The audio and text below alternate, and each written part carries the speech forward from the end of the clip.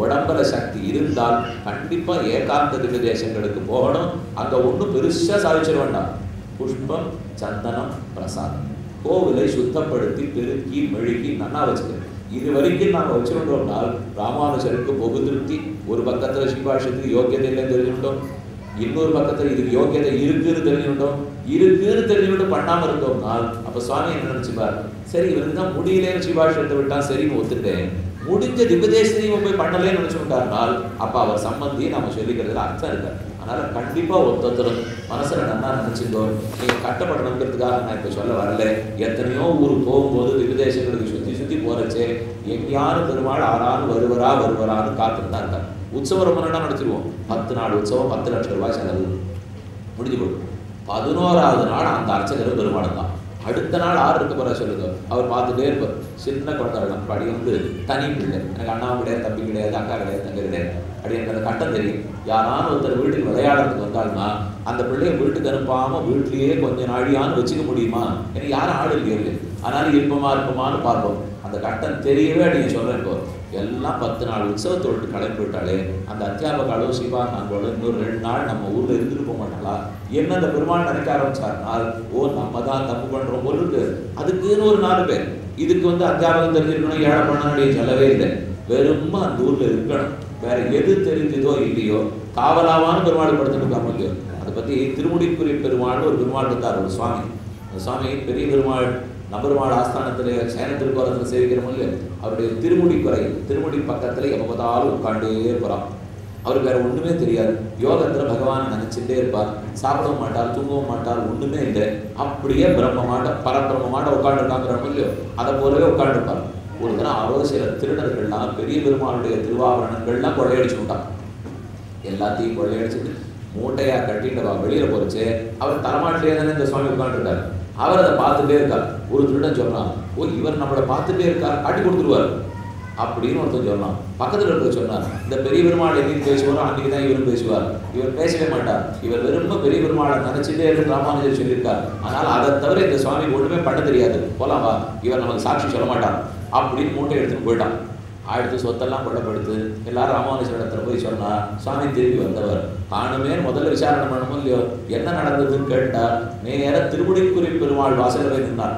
அந்த சுவாமி அங்கே உட்காந்துருக்காரு. அவர் முன்னாடி போய் நின்று சொன்னார், போன சொத்தை திரும்ப சம்பாதிச்சோம்னா இது ஒரு பெரிய சமாச்சாரமே இல்லை, இந்த நாகநட்டை வச்சுனே இங்கே பெரிய பெருமாள் இல்லை, ஆனால் அந்த திருடன் வாயால் நீ ஒரு பட்டம் வாங்கினீர் பாருங்க, அந்த பட்டம் இன்னி வரைக்கும் எனக்கு கிடைக்காத பட்டம். ஏன்னா திருடன் என்னன்னு கொண்டாடிட்டு போனா, இந்த பெருமானை தியானிக்கிறத தவிர இவருக்கு வேற ஒன்றும் தெரியாதுன்னு ஒரு பட்டம் வாங்கிட்டீரே, இன்னி வரைக்கும் என்னால் அந்த பட்டத்தை வாங்க முடியலையே என்று சுவாமி அவரை கொண்டாடினார். அப்போ ஒன்றுமே நம்ம பண்ண வேண்டாம். ஏதோ ஒரு ஊரில் 2 நாள் 3 நாள் வெறுமா உட்காந்துருந்தோமா, ஏன்னா போகணும்னு உடனே என்னென்னமோ பண்ணணும்னா நம்ம திட்டம் போடவே வேண்டாம், சேவிக்கிறது தான் பண்ண வேண்டியது. அங்கே இருந்து கொண்டு நம்மால் ஆனத்தை எத்தாண்டு செய்ய வேண்டும் இல்லை, அதை செய்யணுங்கிறது ஒரு பக்கத்துலையும் நீங்கள் படிக்க போகிறச்சே தெரிய வரும். எத்தனை திவ்யதேசத்துக்கு போயிருக்கார், எத்தனை கைங்கரியத்தை ஸ்தாபிச்சிருக்கார், ஒரு இடத்துலையும் யாரை நியமிச்சிருக்கார், அந்த கைங்கரியம் இன்னி வரைக்கும் எப்படி நடந்துருக்குன்னு அதை படித்து பார்த்தா தான் தெரியும். இன்னைக்கு ஸ்ரீரங்கத்தில் இவ்வளவு கைங்கரியம் நடக்கிறதுனால் தென்னரங்கன் செல்வம் முத்து திருத்தி வைத்தான் வாழியே, அரங்கநாதனுடைய செல்வத்தை முழுக்க அவர் தான் திருத்தி வச்சார். பொன் அரங்கம் என்கில் மயலே பெருகுவி ராமானுஜன். ஒரு பக்கத்தில் அரங்கம்னு சொன்னால் மையல் பெருகி அழுகையா அழுவராம், அழுதுட்டே மட்டும் இருந்து கைக்கிறதுக்கு எல்லாத்தையும் ஏற்படுத்தி வைக்கிறார். Is a great administrator. நீங்கள் படித்து பார்த்தீங்கன்னா தெரியும். அட்மினிஸ்ட்ரேஷன்லாம் நீங்கள் நம்ம எப்பேற்பட்ட கம்பெனியாக இருக்கட்டும், இங்கே எத்தனையோ பெரிய கம்பெனிலாம் வேலை பார்க்குறது, அவன் எல்லாரும் ஒரு ரூல் போட்டு இதை பண்ணுங்கிறது கூட 10 நாள் அந்த ரூல் போன இடம் தெரியாது. அவளுக்கு தான் இன்றைக்கி இருக்கிற ரூல் எல்லாமே. ஆனால் 1000 வருஷத்துக்கு முன்னாடி சுவாமி போட்ட ரூல் யார் வந்து எத்தனை மாற்ற பார்த்தாலும் இன்னி வரைக்கும் மாறல. ஏன்னா அந்த ரூல் அவர் ஆசைப்பட்டு போட்டிருக்காரு இல்லையா, வெறும் கடமைக்காக அவர் போடலையே, பெரிய பெருமாளுடைய கைங்கரியம் நல்லா நடக்கணுங்கிறதுக்காக. இவர் எப்படியோ ஆழ்வார் திருநகரில் நடக்கிற அத்தனையும் மணவாள மாமனுடைய அவரிட்ட பணி. இங்கே எப்படி ராமானுஜாரி திவ்யாஜ்ஞான்னு சொல்கிறோமோ அந்த இடத்துல யதீந்திர பிரமண திவ்யாஜ்ஞம். ஆழ்வார் திருநகரில் ஆழ்வார் கைங்கரியம் முழுக்க மணவாள மாமனிகள் தான் ஏற்படுத்தி வைத்தார். அப்போ யதீந்திரரும் யதீந்திர பிரமணருமாக நமக்கு பல முகங்களால் நல்லது சொல்லியிருக்கார். அந்த நல்லத்தை படிச்சுக்கிறதுக்கு நமக்கு ஒரு அரிய வாய்ப்பு இந்த புத்தகத்தில் கொடுக்கப்பட்டிருக்கு. அது அவசியம் எல்லாரும் பயன்படுத்திக்கணும். இன்னைக்கு உபநயனம் ஆயிருக்கிற குழந்தைக்கும் சரி, பெற்றோரும் சரி, மேன்மேலும் ராமானுஜ ஸ்ரீயில் அவருடைய வைஷ்ணவ சம்பிரதாய திருப்பணியில் ஸ்ரத்தை ஏற்பட்டு வர்த்ததா அபிவர்த்ததா என்று நடத்தணும். அவ குடும்பத்து பெரியோர்கள் ஆச்சாரியர் அனைவருடைய கடாட்சத்தோடும் இது நன்னா நடக்கணும். ஸ்ரீரங்க ஸ்ரீயம் அனுபத்ரவா அனுதினம் சம்பர்த்தையா நம ஸ்ரீசைல நாதாய புத்தி நகர ஜன்மனை பிரசாதலப்த பரமம் பிராப்பிய கைங்கரிய சாலினேன்னு கொண்டாடப்பட்ட மணவாள மாமனிகளோட அனுகிரகமும் கோயில் தென்னாச்சாரிய சம்பிரதாய என்னென்ன ஆச்சாரியர்கள் இருந்திருப்பாளோ அது தேசிக சம்பிரதாயத்து ஆச்சாரியர்கள், தென்னாச்சாரிய சம்பிரதாயத்து ஆச்சாரியர்கள், எத்தனை ஆச்சாரியர்கள் குரு பரம்பரை இருந்திருப்பாளோ எல்லாரும் உகக்கும்படி இன்னும் பல கைகள் இருக்கு இந்த சம்பிரதாயத்திலே. ஓஹோன்னு ஒரு காலக்ஷேபம் ஒன்று வச்சுக்கோ. ஒரு உபன்யாசம் ஒரு நாள் ரொம்ப நல்லா இருந்துருது. ஆஹார ஓஹோன்னு கொண்டாடுவா. இல்லை கொண்டாடுவா இந்திரனே சந்திரனே சரஸ்வதியே வரைகிறிவரே அப்படி இப்படின்னு கொண்டாடுவா.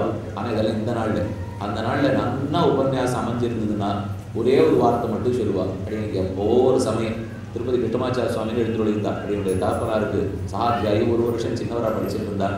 அது சுவாமி மகா வித்வான். அவர் இடத்துல சொல்கிறதுக்கே அப்படியே சொல்ல ஒரு 15 வருஷத்துக்கு முன்னாடி எங்கேயோ திருப்பதியில் ஒரு சதஸில் அவர் கூட்டி அதிகரணம் சொல்லுன்னு என்கிட்ட கொடுத்தார். சரின்னு அதை சொல்கிறதுக்கு ஆரம்பித்தேன். சொல்லி முடிஞ்ச பிற்பாடு வியாக்கியானத்துக்கு விரோதம் இல்லாமல் நன்னா சொன்னேன். இது ஒரே ஒரு வார்த்தை தான் அவர் கொண்டாடினார். அவர் வந்து இப்படி அப்படி ஆஹா சொன்னேன் ஓஹோ சொன்னேன்லாம் சொல்லலை. இப்போ நம்மாழ்வார் பாசத்துக்கு ஒரு அர்த்தம் இருக்கா? நம்மாழ்வார் திருவுள்ளம் கொடுத்திருக்கும் என்ன மட்டும்தான் கொண்டாடுவார். ஏன்னா நமக்கு ஒரே பிரயோஜனம் அதுதான். மற்ற பேர் வா கொண்டாடினாங்கிறத விட அவர் திருவுள்ளம் குளிர்ல முடியும்.